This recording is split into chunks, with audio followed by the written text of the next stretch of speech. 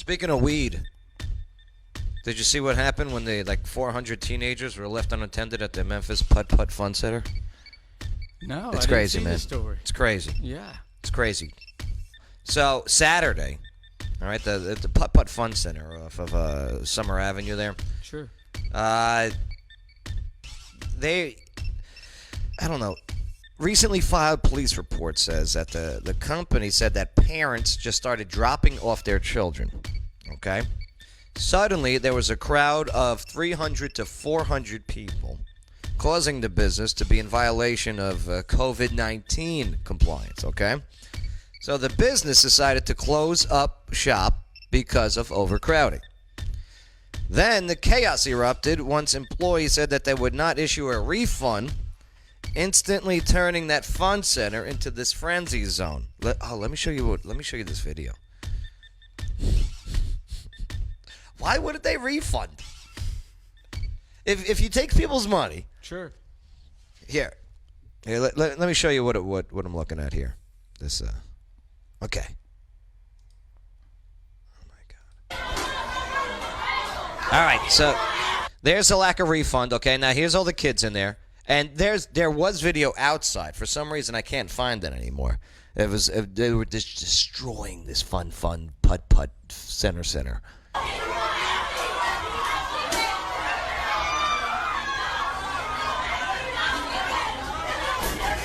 Whoa! Wow.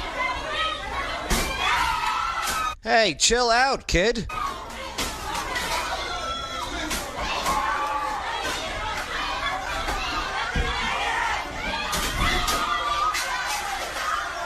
First of all, I'm guessing the money's their parents, okay? It's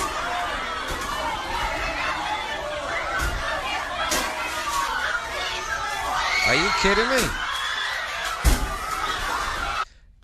Now you're throwing what it looks like could be deadly objects. and I can only say by watching that short clip, you have to wonder what value they see in anything if they'll take something that don't belong to them and turn it into that kind of chaos and not have a conversation of which it would take to maybe solve the problem. And that's ego.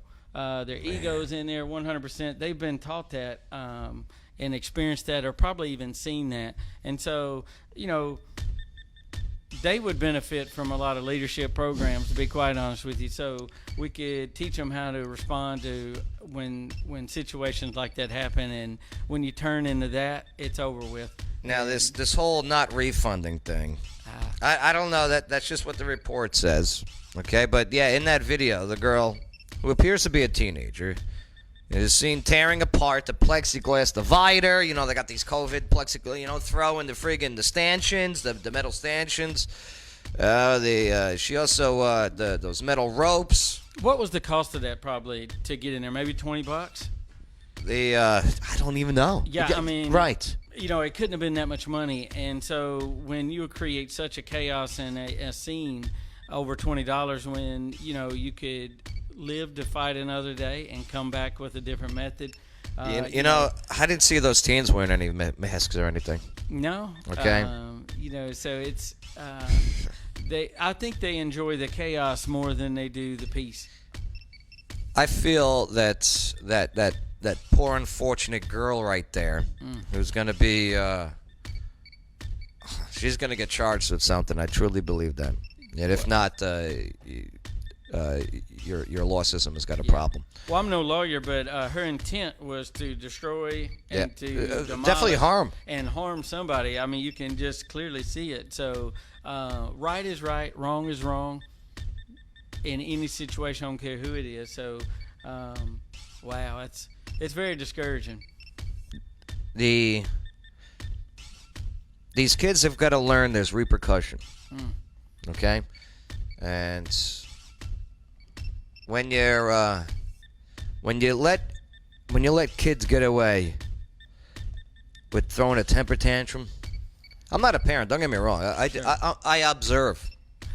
I'm an observationist. When you let a kid, say you're at the frozen yogurt place. Here, let me. Okay, here, you get the little cup. No, I want the big cup. When they start throwing that temper tantrum, and I'm observing. I'm just eating my froyo, okay? Custard. And no, I want the big cup, Daddy. I want the big cup. Starts stomping. And what does Daddy end up doing? He's looking around. He's getting embarrassed. He goes, okay, fine. Worst thing you could do. Not in a curing household. That never happened. I promise. And so I couldn't agree more. I've watched it over and over. I was at a cell phone place recently, and a teenager was upset that they needed her phone to work on it, and she was just disrespectful to her mom during the process. And her mom actually looked at me and said, "What do I do?" I said, "I'd take that phone." She wouldn't get it back, and I wouldn't care how upset she was. And so she was really looking at me, trying to justify what was happening. And I'm just like you as an observer. I mean, I have two wonderful kids, and I've never experienced anything like that with either one of ours, thankfully. And but I have witnessed it, and it amazes me. I think parents might think that if they are friends to their no, don't be friends to your kids. Have respect. Get respect. Yes. My father, I respect. Back then, he was not my friend. Sure. I'm more friends with him now today because of it. That's right. Right. Well, he you talk about leadership. Uh-huh. That's leadership Right. any way you want to look at it. And so, there's decisions and disciplinary, and there's for their actions, and they must know that. And I agree in it wholeheartedly. But I think being absent from their lives and not maybe letting them go off and really not knowing where they are is just it's a detriment. And it will be to them. And you want to know a terrifying stat, which is horrible stat. I watched that video. Okay, 77% right now. You have a 77% if you're a black person being born into a single parent household. Yeah, wow. Okay? 77%. Yeah. And I believe that is a issue. It doesn't matter what color. Yeah. White, black, Hispanic, okay? Asian, whatever. The odds are not with you if you are growing up in a single parent and compared to growing up with two firm parents in the household. Well, I'm glad you asked, Joe, because I got a way you can combat that. How's that? If you want to. So I'm also on the board of Big Brothers Big Sisters. Good segue. And I'm a big. Tara is a big, and I couldn't encourage more. I'm asking, and if you want to make a difference to a child, maybe in a single family home, whatever their situation is, and they do an excellent job of pairing those couples up of kid and mentor.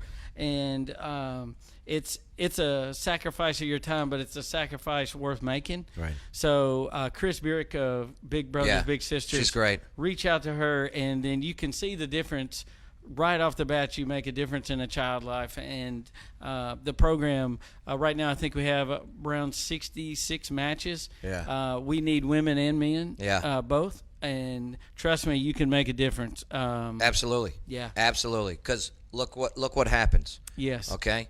Look what's happening across this nation. Sure. Look at these rioters. I'm not calling them protesters. Sure. Okay. I'm talking about the rioters. Sure. Look at them. Look at the ages. Look how young they are. Yes. There's a problem somewhere. And we need to speak about these things more and tell people about these things more. It's not bragging. It's not arrogance. What it is, it's an encouragement for others to be involved and how to be involved. Because quite honestly, it's not always so easy to be involved. We try, and some organizations and groups, sometimes someone new comes in, they're like, my goodness, what are they doing here? What do they think they can do? We need to be inviting everyone in. Yeah. We're the youngest city in the state of Tennessee, average age of 28, 29 right there. And so we have so much energy and momentum. We just need to encourage, and we need to, and you can call it bragging, you can call it whatever. When you're doing something great, we need to tell everybody how great we're doing and why we're doing it, and it encourages others to do that very thing. so many times we get away from it. Yep. Where they're bragging that they're a part of this and that. That's not the case. It is an advocacy for that organization and encourage others, because if you want to be a part of something and you haven't been able to, Norman Curian, reach out to me if I can help in any way. If you want to be a guest of mine to go in any of that, I welcome you. You can email me, call me, whatever it is, and I'll be happy for you to come along and let's use your talents. Yeah. I'm calling out to Clarksville. If you got a talent and you can serve on some of these boards and committees, come on. Just bring it. Yeah. It's important. If you want to be leadership, then do what leaders do.